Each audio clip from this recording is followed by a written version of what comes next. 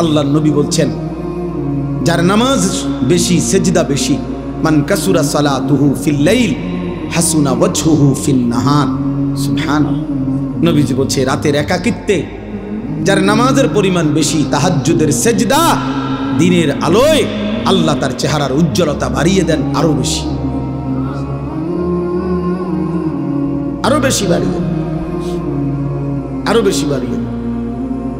ইন্না নাশিআতাল লাইলি হিয়া আশাদ্দু ওয়াতআন ওয়া আকওয়ামু কিলা। আল্লাহ বলছে, রাত্রি জেগে আমার যে বান্দা তাহাজ্জুদ পড়ে, ফজর পড়ে, ঘুম থেকে জেগে এই সেজদা তাহাজ্জুদের, ফজরের, আল্লাহ তাআলা বলেন এর মাধ্যমেই তার অন্তরের হারাম চাহিদা, কুচাহিদা, মন্দ কামনা বাসনা, কুপ্রবৃত্তি সবচেয়ে বেশি দমন হয়।